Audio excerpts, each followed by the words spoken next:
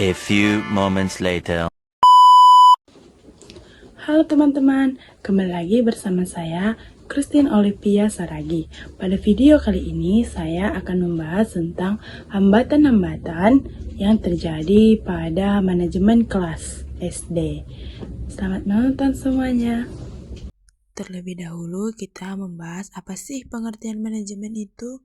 Manajemen adalah, menurut Ovianti Darussembilan berpendapat bahwa manajemen kelas adalah sebuah upaya memaksimalkan potensi kelas agar tercipta suasana yang kondusif bagi siswa untuk belajar dan guru pun merasa nyaman dalam mengajar. Yang kedua ada menurut Mulyadi 2009 mengatakan manajemen kelas berasal dari dua kata, yaitu dari kata manajemen dan kelas. Manajemen dari kata manajemen yang diterjemahkan pula menjadi pengelolaan, berarti proses penggunaan sumber daya secara efektif untuk mencapai sasaran. Jadi, manajemen kelas adalah berdasarkan pendapat dari para ahli, maka dapat ditarik kesimpulan bahwa manajemen kelas merupakan upaya pengelolaan siswa di dalam kelas yang dilakukan untuk menciptakan dan mempertahankan suasana atau kondisi kelas yang menunjang program pembelajaran dengan jalan menciptakan dan mempertahankan motivasi siswa untuk selalu ikut terlibat dan berperan serta dalam proses pendidikan atau proses pelajaran sekolah. Nah, setelah itu baru kita masuk kepada faktor penghambat atau hambatan-hambatan dalam manajemen kelas SD. Nah, yang pertama ada faktor guru, yang kedua faktor siswa, yang ketiga faktor keluarga, dan yang terakhir faktor fasilitas. Yang pertama faktor guru. Tipe kepemimpinan guru, kepemimpinan dalam mengelola kegiatan belajar mengajar yang otoriter dan kurang demokratis akan menumbuhkan sikap pasif atau agresif siswa. Format kegiatan belajar mengajar yang monoton menimbulkan kebosanan bagi siswa. Kepribadian guru, seorang guru yang berhasil dituntut untuk bersikap hangat, adil, objektif, dan fleksibel, sehingga terbina suasana emosional yang meyakinkan dalam kegiatan belajar mengajar.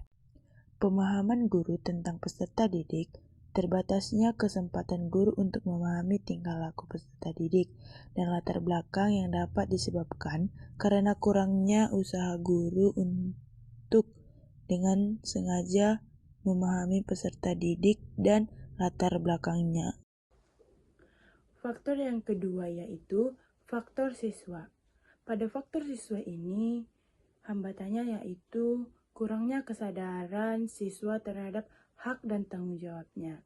Di sini itu seorang siswa itu harus emang kita didik, atau kalau emang kita bukan figur yang ditakutinya atau yang disegani lah ya, pasti dia tidak akan mau diatur, disuruh, diajari, ataupun ya gak bisa kita merubah mereka. Tapi kita harus bisa memahami kenapa sih dia seperti itu. Ya, kita dari hal-hal kecil seperti jangan membuang sampah pada tempatnya, atau memberikan tanggung jawab jadwal piket, ngerjakan tugas di sekolah, jangan di rumah, datang ke sekolah tepat waktu. Kita harus melatih mereka di sekolah sesuai ketentuan atau. Dan yang ketiga yaitu faktor fasilitas. Banyak sekolah ataupun pendidikan sekolah dasar, terutama yang ada di kampung, tidak memadai tentang fasilitas. Ada yang ruangannya kecil, siswanya banyak. Ada yang ruangannya besar, tapi siswanya sedikit. Itu termasuk fasilitas yang terutama. Tapi semenjak banyak renovasi-renovasi yang diberikan pemerintah, mungkin fasilitas ruangan ini sudah tercukupi. Dan fasilitas yang kedua itu mengenai media. Masih ada mungkin sekolah dasar yang tidak memiliki infokus ataupun masih menggunakan papan kapur, tidak menggunakan spidol, tapi mungkin di beberapa daerah. Dan ada juga yang tidak mempunyai bel ataupun fasilitas sekolah yang tidak memadai, yang seperti kursinya rusak, yang ya masih bisa dibilang tidak layak pakai lah. Itu juga mempengaruhi proses pembelajaran atau ketidakkondusifan kelas ataupun proses belajar mengajar di kelas. Itu sangat mempengaruhi. Fasilitas sangat mempengaruhi. Menurut saya sudah banyak kebijakan-kebijakan yang bisa dilakukan oleh guru ataupun kepala sekolah untuk memadai fasilitas, terutama juga pada buku paket. Seperti pengalaman saya waktu SD juga tidak memiliki 1/2, ada yang 1/2 meja. Itu banyak sih fasilitas yang tidak memadai. Itu sangat mempengaruhi dalam proses belajar mengajar. Seperti tadi, buku paket, ruangan yang sempit, masih menggunakan papan kapur, tidak menggunakan media infokus, dan anak itu jadi ketinggalan ya. Itu ya mempengaruhi proses atau hambatan-hambatan manajemen kelas juga. Dan faktor yang terakhir atau yang keempat yaitu faktor dari orang tua. Ya, ini sangat berpengaruh karena hambatan manajemen kelas itu yang terutama itu guru, karena guru ini sebagai fasilitator ataupun pemimpin di sekolah bagi anak-anak ataupun orang tua di sekolah bagi anak-anak. Figur orang tua ini sangat memadai ataupun sangat mempengaruhi bagi siswa. Ya, terutama itu kurangnya waktu bagi anak. Siswa itu atau seorang anak yang jarang diperhatikan sangat nampak dengan orang yang sering diberikan kasih sayang, seperti dipertanyakan udah makan atau belum, diperhatikan ayo mandi. Anak yang sering diperhatikan itu sangat beda dari sifat cara ngomongnya.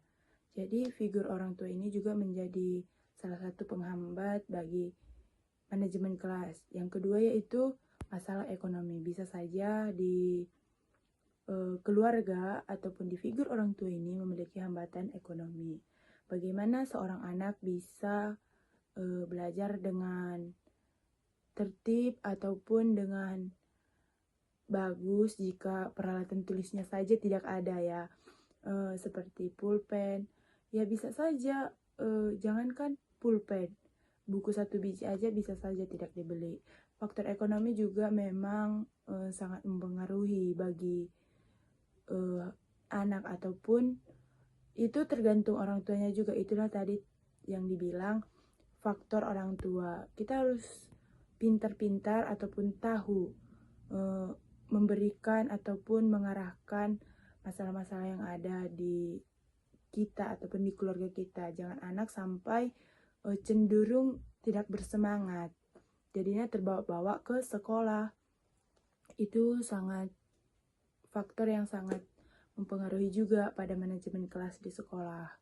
Dan yang bagian faktor orang tua ini yaitu bukan merendahkan atau bagaimana, pendidikan orang tua masih rendah seperti tamat SD ataupun SMP. Ya, pengetahuan orang tua itu kalau pendidikannya masih rendah ya minim. Jadi pengelolaan ataupun cara mendidik siswa ataupun cara mendidik anak di rumah itu sangat kurang begitu. Ya, mungkin 4 faktor ini sangat mempengaruhi: faktor guru, faktor siswa, faktor fasilitas, dan faktor orang tua. 4 faktor inilah yang sangat dan betul-betul mempengaruhi hambatan, atau 4 faktor inilah hambatan-hambatan yang paling umum ataupun paling sering dijumpai, atau inilah faktor dari hambatan-hambatan manajemen kelas SD. Nah, tadi kita sudah membahas faktor-faktor apa saja yang menjadi hambatan dalam manajemen kelas. Yang pertama itu faktor guru.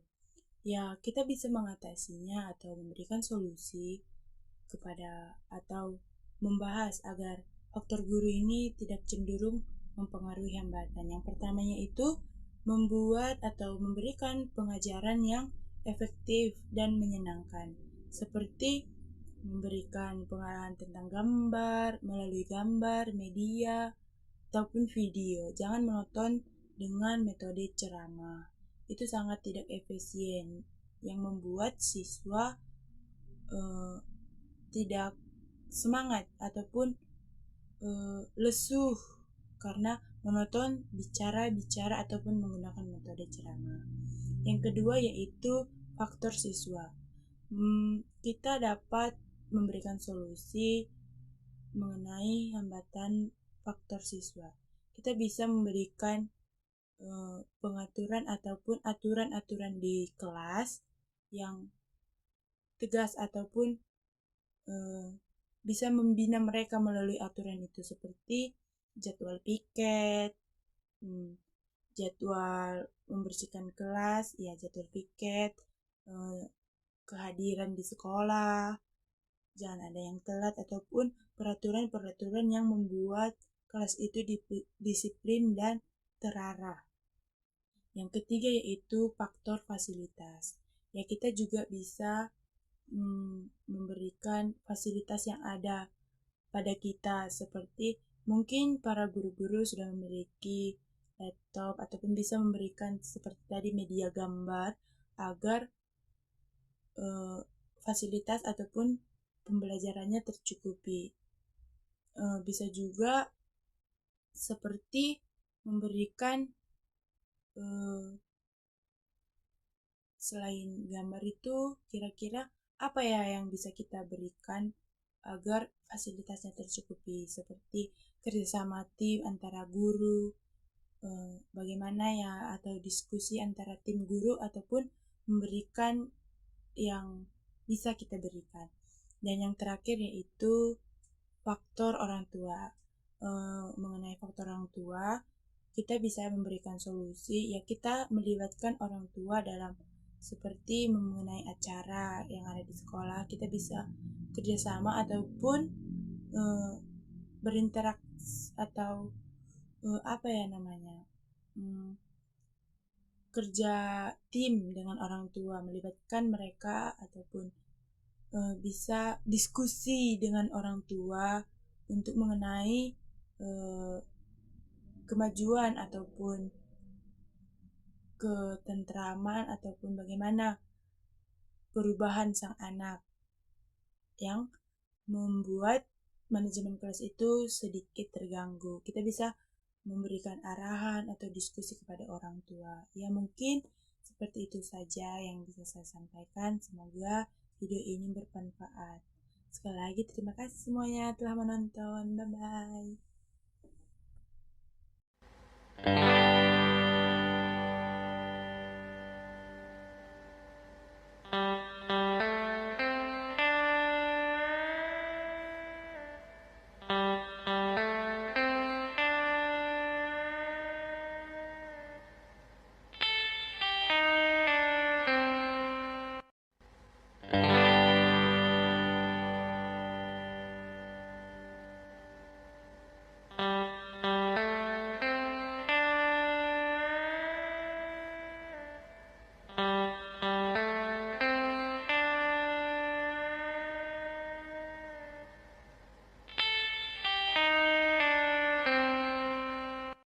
A few moments later.